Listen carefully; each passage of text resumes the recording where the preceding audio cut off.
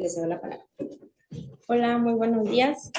Bueno, como ya mencionamos, el día de hoy voy a hablar de un tema que ha tenido gran auge últimamente en el mundo de la nefrología, pero antes de empezar quiero agradecer a mis asesoras, a la doctora Alina Barrete, especialista en medicina interna y nefrología, y a la doctora Michelle Barbosa, residente de cuarto año de medicina interna. Vamos a hablar brevemente de la agenda de lo que revisaremos el día de hoy. Vamos a platicar primero de antecedentes, un poco de epidemiología y fisiopatología de esta enfermedad. Después revisaremos brevemente la presentación clínica, así como el rol de marcadores de progresión renal. Y por último, vamos a adentrarnos a lo más extenso de esta plática, que va a ser el tratamiento. Hablando de los antecedentes, esta enfermedad fue descrita por primera vez por Jan Berger y Nicholas Inglis en 1968. En este entonces estaba empezando a utilizarse la inmunofluorescencia en patologías renales y fue de esta forma que estos dos médicos encontraron el depósito de las inmunoglobulinas A que se acumulaban principalmente en el mesangio del glomérulo, como podemos observar en esta imagen. Y es así como se continúa definiendo y describiendo esta patología hasta la actualidad. La glomerulopatía, la nefropatía por IgA, a pesar de considerarse una enfermedad rara, es la glomerulopatía primaria más frecuente en todo el mundo. Tiene una presentación clínica variable y representa una carga mundial muy significativa en la salud renal. Hablando un poco de epidemiología, tenemos que tiene una incidencia de aproximadamente 2.5 por cada 100.000 personas. Es mucho más frecuente en países del este de Asia, principalmente en Japón, en donde tiene una distribución de hombres a mujeres de 1 a 1, a diferencia del resto del mundo, en donde esta distribución es de 2 a 1. Siguiendo con este mapa, como podemos observar y como comenté previamente, la mayoría de los casos se van a centrar en el este de Asia y hasta 40% de los casos donde se realiza biopsia se va a encontrar en este tipo de pacientes. La mayoría de las evaluaciones demográficas sí refieren que probablemente esto esté subestimado, ya que en estos países suelen realizar exámenes generales de orina de tamizaje antes de entrar a las escuelas, antes de entrar a los trabajos y además realizan una mayor cantidad de biopsias. Y bueno, algo que quiero como mencionar que es muy importante es que previamente la nefropatía por IgA se consideraba como una enfermedad de un curso benigno que iba a tener una evolución clínica favorable en la mayoría de los casos. Sin embargo, actualmente se sabe que hasta 20 a 40% de los pacientes que tienen nefropatía por IgA pueden desarrollar enfermedad renal crónica en los próximos 10 a 20 años. Hablando brevemente de la fisiopatología, tenemos aquí en esta imagen una inmunoglobulina A, que siguiendo mi cursor en esta región bisagra, podemos observar que se unen estos compuestos que se ven como este cuadrito azul, que es la N-acetilgalactosamina, y a esto se van a unir moléculas de galactosa. A este proceso se le conoce como glucosilación. Y lo que ocurre en la nefropatía por IgA es que hay un defecto en este proceso en donde, como podemos observar aquí, se quedan expuestos los compuestos de N-acetilgalactosamina sin otros residuos. Entonces, pues básicamente tendremos una inmunoglobulina deficiente en galactosa.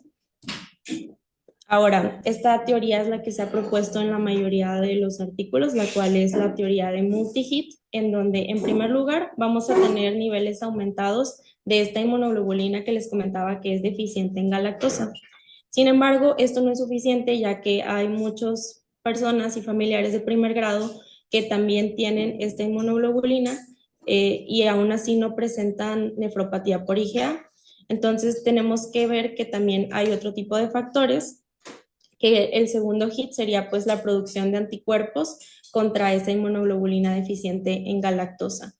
Y esos anticuerpos no se ha establecido muy bien si es por alguna reacción cruzada después de una infección o si probablemente el cuerpo pierde cierta tolerancia, pero se forma un tercer hit que es la formación de los inmunocomplejos, y esos inmunocomplejos van a venir y van a depositarse en el glomérulo. Principalmente va a ser un depósito mesangial y va a iniciar una cadena inflamatoria muy importante que vamos a revisar aquí. Como les comentaba, esos inmunocomplejos van a empezar a acumularse en el mesangio, va a empezar a haber una liberación de mediadores tanto proinflamatorios y profibróticos, y vamos a tener algunos cambios como hipercelularidad mesangial, hipercelularidad endocapilar, y si esta respuesta es muy agresiva, incluso la formación de semilunas. También va a haber una vasoconstricción a nivel de la arteriola eferente. Todo esto va a generar que haya un hiperfiltrado glomerular, y vamos a tener también otros cambios como esclerosis segmentaria y atrofia tubular y fibrosis intersticial. Todo esto pues va a condicionar que haya proteinuria, que haya hematuria y daño de nuestra membrana de filtrado glomerular. Y continuando con esa misma explicación, me gustaría introducir este puntaje, que es el MEST score, el cual se utiliza por medio de biopsias, nos muestra esta clasificación, la cual nos ayuda para ver cómo se comporta la enfermedad. Tenemos aquí que la M es de hipercelularidad mesangial, la E nos habla del incremento de las células a nivel endocapilar, la S es de glomerulosclerosis segmentaria, la T de atrofia tubular y por último tenemos la C, que es de celular, de presencia de semilunas. Hablando de la presentación clínica, realmente, como les comentaba, es variable. La mayoría de los pacientes van a presentarse con hematuria o proteinuria aislada. Pueden presentarse también como un síndrome nefrótico, sin embargo, esto vamos a verlo en menos de 10% de los casos y va a ser más asociado a alguna otra glomerulopatía. Vaya una que estén ambas juntas. También puede ser una glomerulonefritis rápidamente progresiva o incluso que los pacientes se presenten a consulta como una enfermedad renal crónica. Ahora, hablando de algo muy relevante que es la evolución de la enfermedad, me gustaría introducir este artículo, que es el artículo RADAR desde el Registro Nacional de Enfermedades Raras del Reino Unido, que estudió los desenlaces a largo plazo de la nefropatía por IgA, buscando principalmente el desenlace hacia enfermedad renal o muerte relacionada a causas renales, así como el rol de la proteinuria en esta patología. Es un estudio de corte retrospectivo que, como podemos ver, tuvo una población muy amplia, todos con nefropatía por IgA confirmada por biopsia, y se excluyeron todos los pacientes que tuvieran esta patología pero asociada a causas secundarias. Además, como último criterio de exclusión, todos los pacientes tenían una proteinuria mayor a 0.5 gramos al día y una tasa de filtrado glomerular menor a 60. Entonces vemos como primeros resultados que este estudio tuvo un seguimiento promedio de casi 6 años. La edad media al diagnóstico fue de 45.3 años, a diferencia de lo que se establecía previamente en el 2013, que era de 40 años. Y la edad media de falla renal o muerte fue de 48 años. Además, vemos que hasta 50% de todos los pacientes terminaron con falla renal o muerte.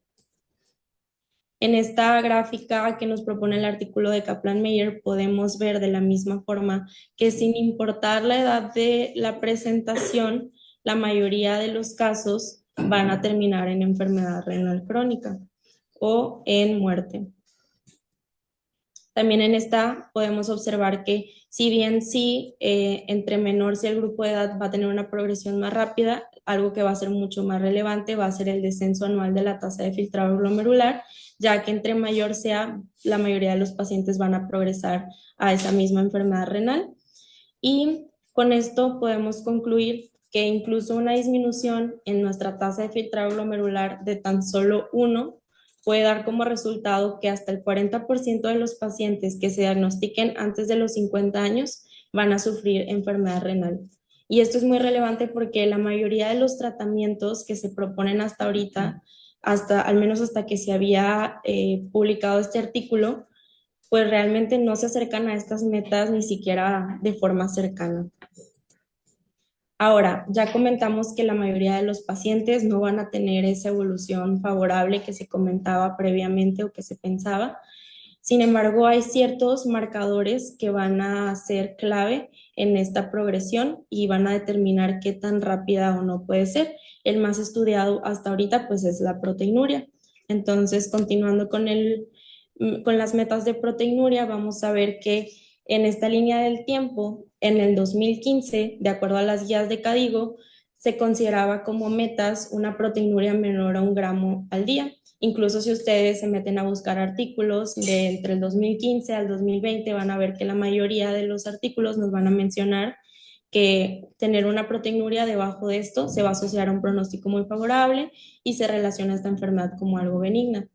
En 2021 se introduce la definición de paciente de alto riesgo, que es aquel que tiene una proteinuria de 0,75 a 1 gramo al día, a pesar de que está con manejo por 3 meses.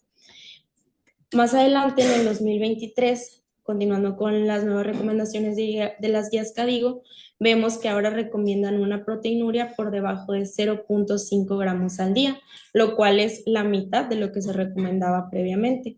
Ahora vamos a ver en el 2025 cuáles son las nuevas recomendaciones.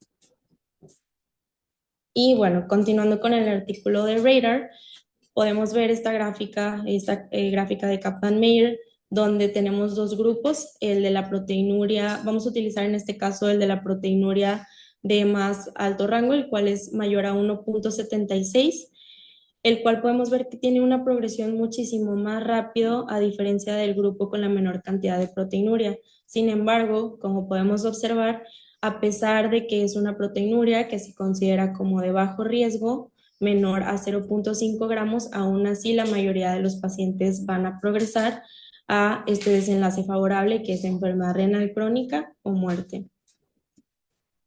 Entonces, poniendo la captura de pantalla de este artículo, podemos concluir que las metas que se habían considerado hasta la actualidad realmente no iban a tener un buen pronóstico en los pacientes y que incluso los pacientes que se consideraban de bajo riesgo iban a progresar a enfermedad renal crónica en un tiempo de 10 años, el cual pues es muy corto. Entonces, este draft de las guías de CADIGO del 2024 nos refieren que el único biomarcador validado como apoyo para guiar decisiones clínicas es la proteinuria, la cual debe mantenerse por debajo de 0,5 gramos al día, preferentemente debajo de 0,3 gramos al día.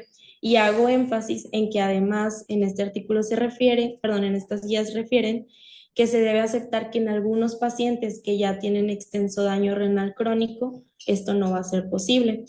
Y esto es algo importante, ya que en muchos pacientes vamos a ver que a pesar de que tienen un manejo óptimo, van a continuar teniendo proteinuria alta.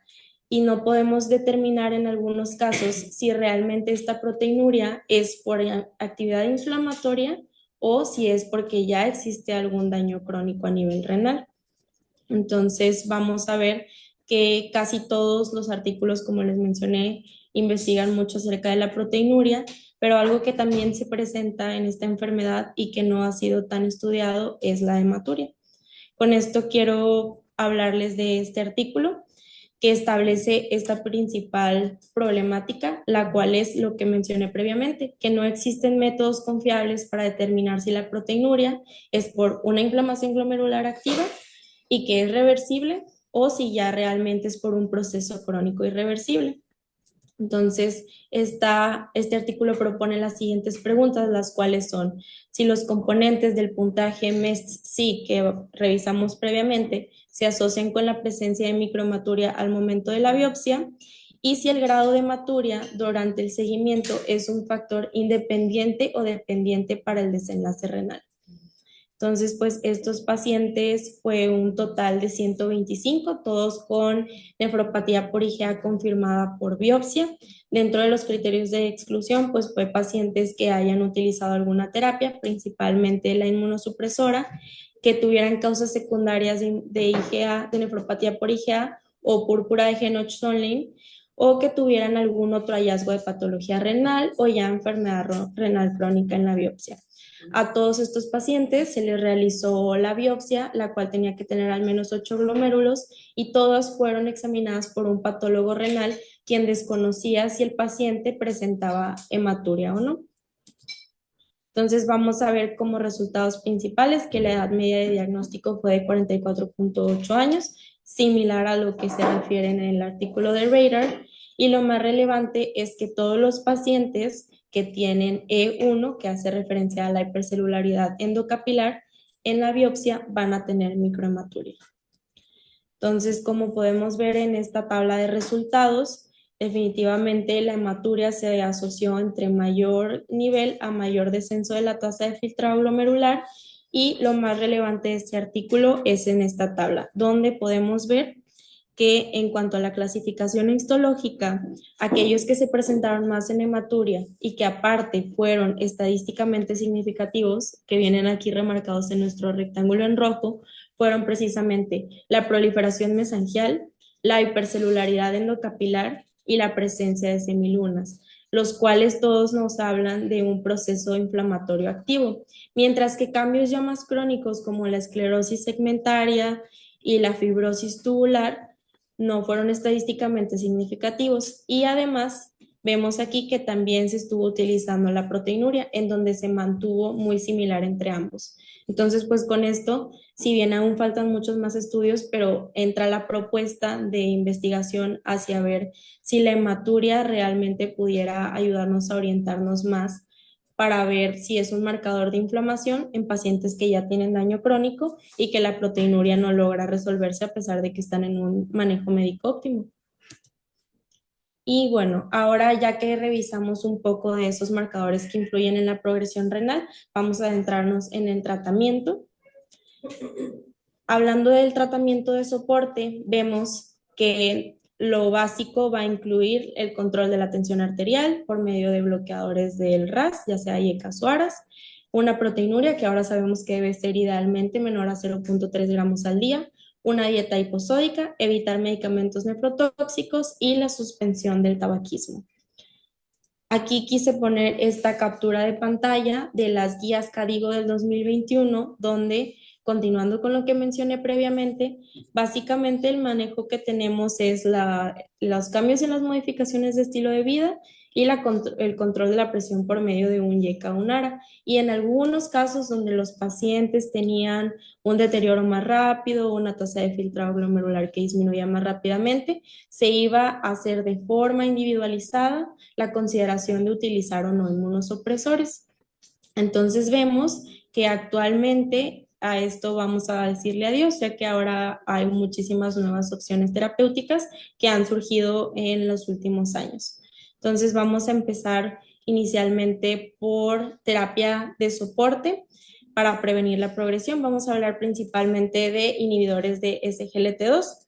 Creo que ya todos los conocemos, sabemos cómo funcionan y conocemos este estudio de DAPA, Chronic Kidney Disease, el cual de forma no intencionada, lo cual incluso mencionan en el artículo, encontraron que la dapagliflozina también tuvo muy buena respuesta en la nefropatía por IgA, y también se dieron cuenta que esta era la tercera causa de alguna causa específica que se relacionaba a enfermedad renal crónica después de enfermedad por diabetes mellitus y por hipertensión. Entonces, pues este estudio fue multicéntrico, doble ciego controlado por placebo. Los pacientes tenían una tasa de filtrado glomerular entre 25 a 75 y el rango de albuminuria creatinina era entre 200 a 5000 miligramos por gramo. Y es importante mencionar que todos estos pacientes tenían terapia de soporte previa con algún YECA o un ARA por al menos 4 semanas de forma estable. Y el desenlace primario fue un descenso en la tasa de filtrado glomerular mayor o igual al 50%, falla renal o muerte por algún evento cardiovascular o renal. Y vemos que fue un total de 270 pacientes, 254 tenían nefropatía por IgA confirmada por biopsia, se aleatorizaron uno a uno, se les dio placebo y dapagliflozina, se les estuvo dando seguimiento y como algo muy relevante es que incluso el estudio se detuvo de forma temprana porque hubo una eficacia comprobada de forma clara. Como podemos observar en estas gráficas, en cuanto tanto el desenlace primario que habla de la muerte, ya sea por alguna causa cardiovascular o renal, como tan solo los desenlaces renales estudiados de forma aislada, ya sea el descenso de la tasa de filtrado glomerular, pues tuvo una mayor presentación en el grupo de placebo a favor de la dapagliflozina con un hazard ratio de 0.29 con un intervalo de confianza de 95%. O sea, el resultado pues realmente fue muy importante.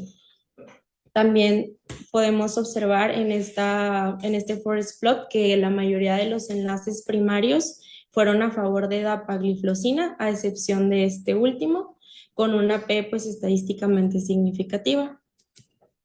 En esta otra gráfica también podemos observar en el eje del Asia la tasa de filtrado glomerular y cómo se graficó por medio del tiempo, en donde vemos que si bien en un inicio la dapagliflozina tuvo primero un descenso de esa tasa, después se mantuvo de forma estable a través del tiempo y hubo una tasa de filtrado glomerular que se mantuvo mejor a diferencia del placebo, en donde tenemos un descenso más importante. Entonces, con esto podemos concluir que la adición de la dapagliflozina al tratamiento con YECAS o ARA2 disminuyó significativamente el riesgo de progresión de la enfermedad renal crónica y además tuvo un perfil de seguridad muy favorable.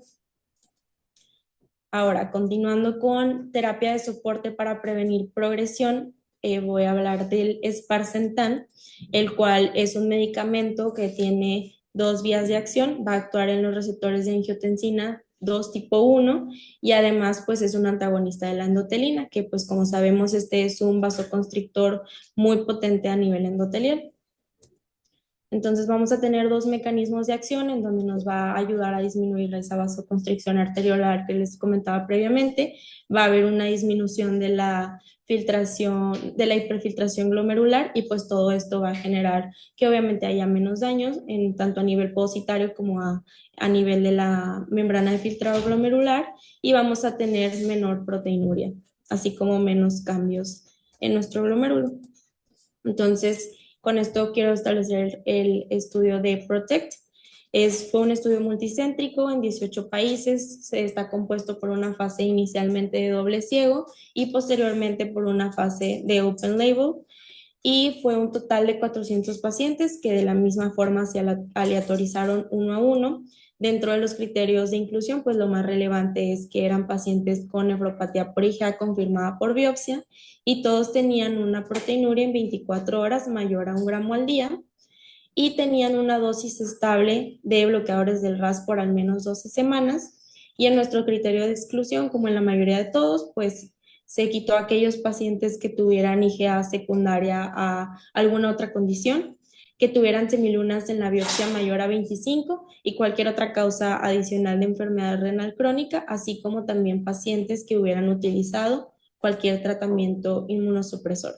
Como desenlaces, en nuestro primario fue un cambio en el valor inicial de la relación de proteína creatinina en orina y como desenlace secundario fue la relación en la albúmina creatinina en la orina, la reducción de tasa de filtrado glomerular o la falla renal o cualquier causa de mortalidad. Entonces, aquí vemos que en este estudio, como les comenté, se aleatorizaron 400 pacientes uno a uno. Se hizo una fase inicial de 2 semanas donde se les daba ya sea Sparsentan 200 miligramos o Irbesartan 150 miligramos y esto se fue titulando de acuerdo a si los pacientes no presentaban efectos adversos, principalmente hipotensión ortostática. La dosis se fue titulando hasta que la mayoría de los pacientes ya alcanzaban metas de tensión arterial adecuadas y ya tenían la dosis completa, la cual es de 400 miligramos y 300 miligramos respectivamente.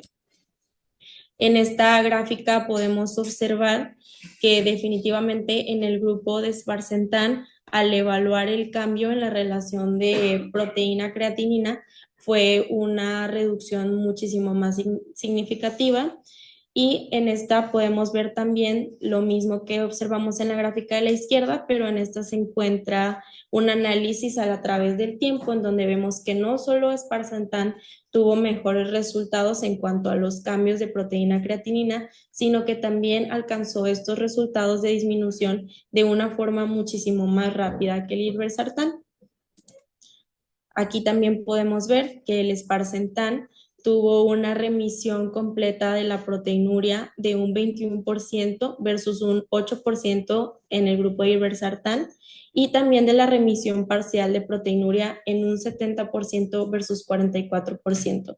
Podemos ver que pues estos hallazgos realmente son muy significativos y hablando de algo que es también muy importante en este tipo de medicamentos, es los efectos adversos, ya que estos fármacos realmente ya se habían utilizado, se había intentado utilizarlo en otras glomerulopatías, pero al ser como les comento, la endotelina es un vasoconstrictor muy potente, entonces estos medicamentos causaban una vasodilatación muy importante y los pacientes tenían demasiado edema, lo cual era un efecto adverso que sí se reportaba mucho y que sí condicionaba pues limitaciones, entonces por esto es que no se habían utilizado. Sin embargo, vemos que en la glomerulopatía por IgA, si bien sí se presentó edema periférico e hipotensión ortostática como los principales efectos adversos, realmente no hubo ningún caso reportado de edema grave ni tampoco ningún caso de insuficiencia cardíaca congestiva,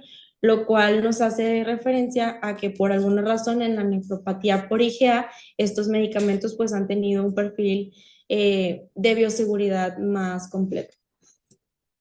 Ahora, continuando con los tratamientos, ya vimos nuevas terapias de soporte para prevenir la progresión. Ahora vamos a hablar de otro target que tiene en el tratamiento de la nefropatía por IgA, el cual es disminuir la respuesta inmunológica inflamatoria a nivel glomerular y a nivel intersticial.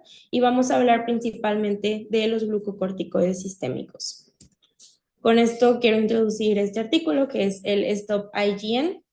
Este artículo fue pues multicéntrico, open label, lo cual refieren como una limitante, sin embargo es muy complejo que este estudio se haga como un doble ciego, ya que los efectos adversos de los esteroides sistémicos, como ya todos sabemos, pues son muy importantes.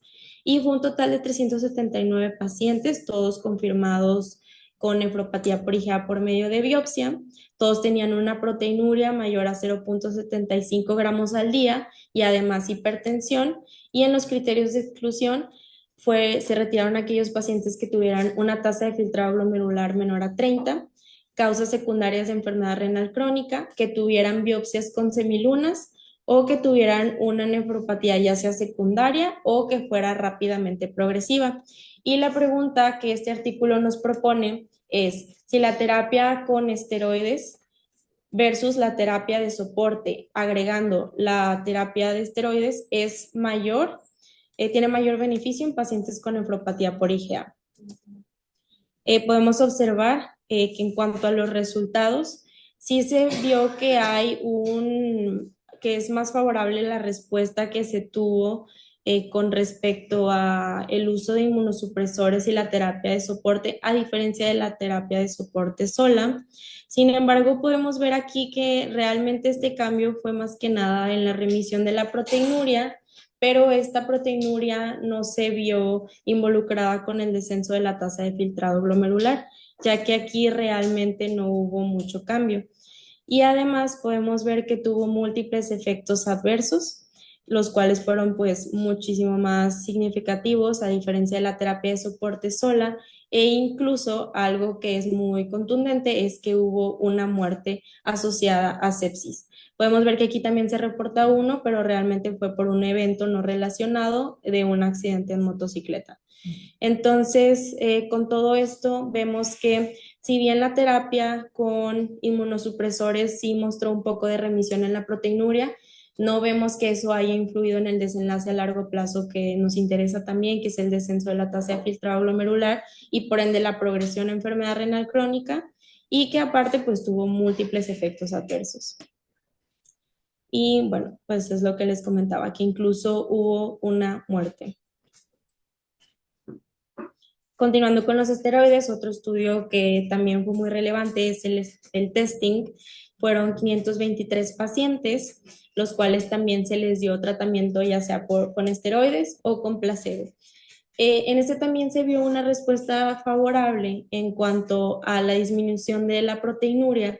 Sin embargo, tuvo muchos efectos adversos y la dosis se tuvo que empezar a reducir, ya que también incluso se presentaron bastantes casos de neumocistis giroveshi y se tuvo que estar titulando las dosis para alcanzar respuesta favorable.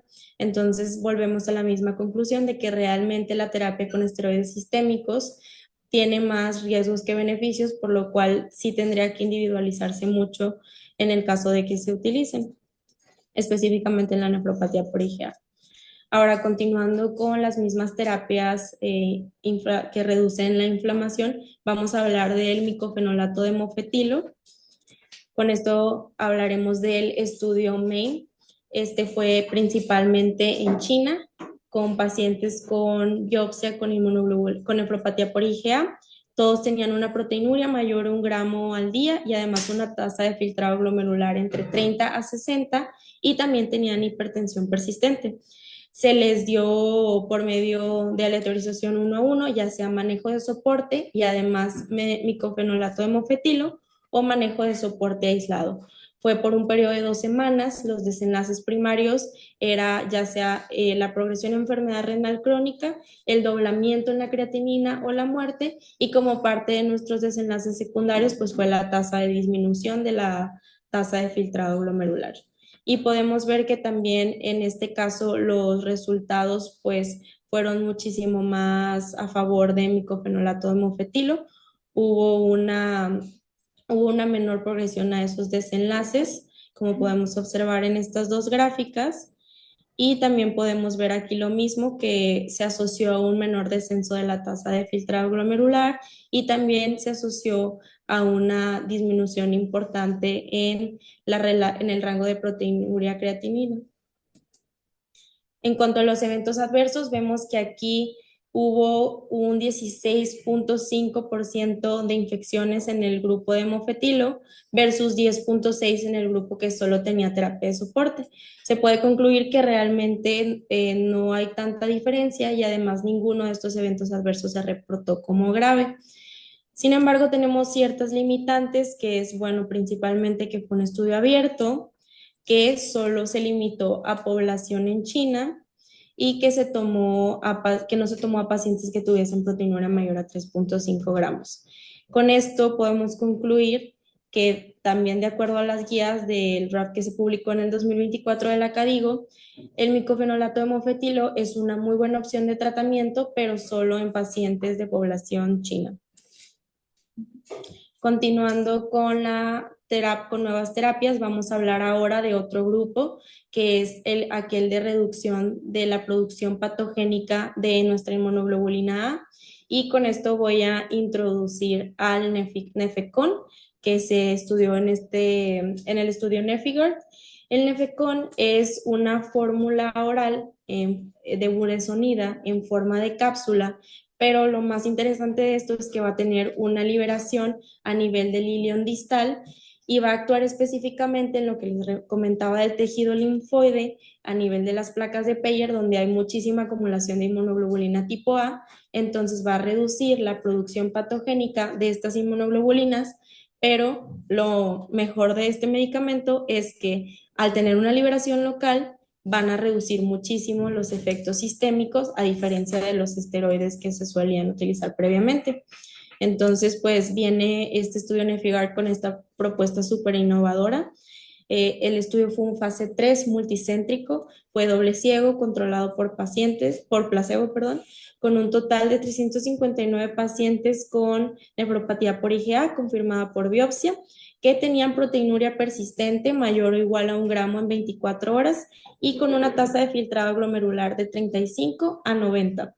Se excluyó a pacientes que tuvieran ya sea diabetes mellitus tipo 1 o 2 con un mal control, tomando como referencia una hemoglobina glicosilada mayor a 8. También causas secundarias de nefropatía por IgA u otras glomerulopatías, o pacientes que tuvieran trasplante renal o que hayan tenido alguna terapia inmunosupresora en el año previo. Y como desenlaces primarios fue el promedio ponderado en el tiempo de la tasa de filtrado glomerular en 24 meses, y el desenlace secundario fue el promedio del cambio absoluto en nuestra tasa de filtrado glomerular basal.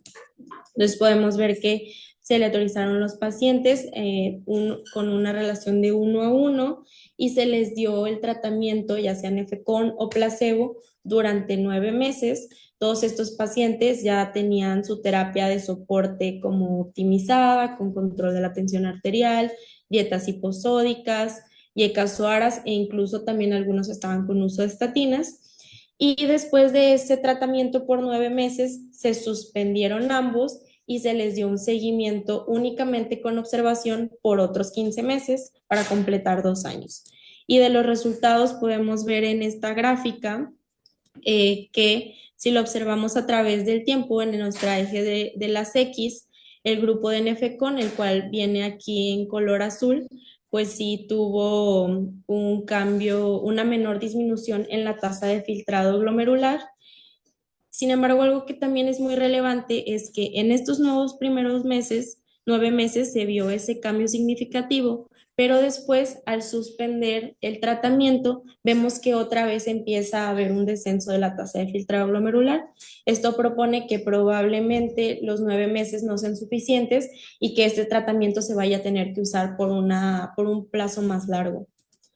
En este también podemos observar prácticamente lo mismo, pero ahora vamos a hablar, como vemos en nuestro eje de las X, de la relación de albúmina-proteinuria, que como sabemos, la albuminuria no solo es un marcador de inflamación renal muy importante, sino que actualmente se considera como un marcador de inflamación sistémica en general. Entonces vemos que Nefecon estaba teniendo pues un resultado más favorable en cuanto a que había más disminución de la proteinuria y específicamente de la albuminuria.